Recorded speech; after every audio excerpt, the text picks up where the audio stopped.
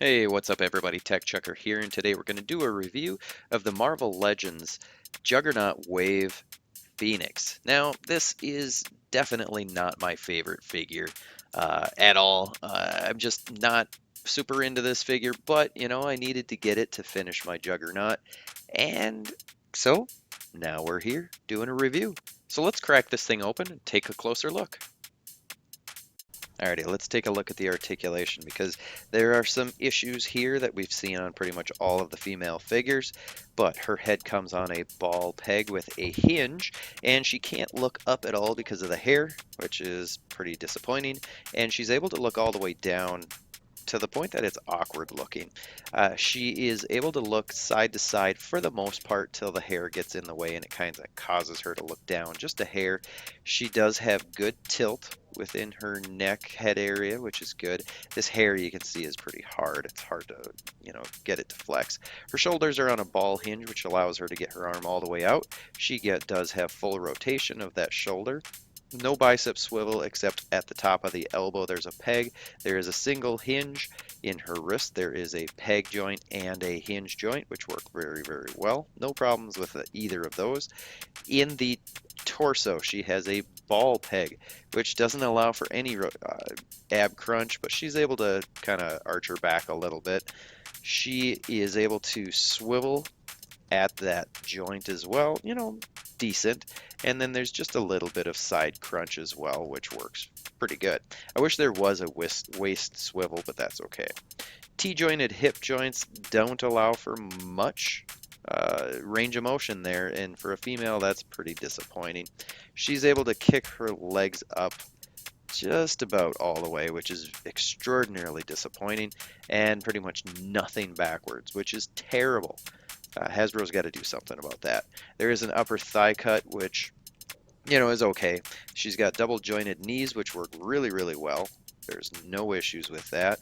No shin cut, which I'm totally happy with. There's a hinge in the in the ankle, and that works pretty well backwards, and actually pretty decent forward. You can see that's pretty good range of motion. And then there is kind of an ankle rocker, but it's positioned wrong. That peg is definitely in there at the wrong angle. Makes it look terrible. And we'll talk about the feet in a little bit because this thing is really hard to pose on her own. I typically have to pose her with a flight stand of some sort because she just doesn't stand well on her own. Some of that's the limitation because of the articulation, some of it's those feet. But like I said, we'll talk about that in a little bit. All right, I gave up trying to get her to stand up on her own. It's just too difficult. So let's get rid of that flight stand for a second. Sculpt and paint. There's definitely some good sides to this and some bad to it. Checking out the face first, it's okay. The paint, there's really no shading in that skin tone. It's okay. The hair is a bit much for me, and I get that Phoenix has a lot of hair. There's just too much. It's too bulky. It's sculpted really nicely, and there's actually really nice shading within. You can see, I think her neck is way too long. It just makes her look weird. The eyes are painted, if I can get this to focus. The eyes are painted decent. There's pupils. They're not quite the same size, and they're a little bit off center. But, it's okay. I think they did an okay job. The emblem is decent. It's pretty clean. I don't really have any major... Oh, there's a little bit of extra plastic tagging on there. But the paint detail is painted on fairly clean on this figure, so I can't complain too much. This belt is nice enough, or the sash. The legs, this paint is a little bit, you can see some feathering in that paint, so it's a little bit messy there, especially since it's so simple.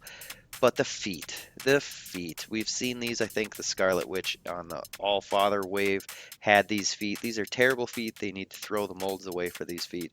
They're just terrible. They need to come up with something better. You just can't hardly get her to stand on her own. And that, to me, ruins the figure almost entirely. I probably should get some sort of like a peg stand that she can use instead of a flight stand.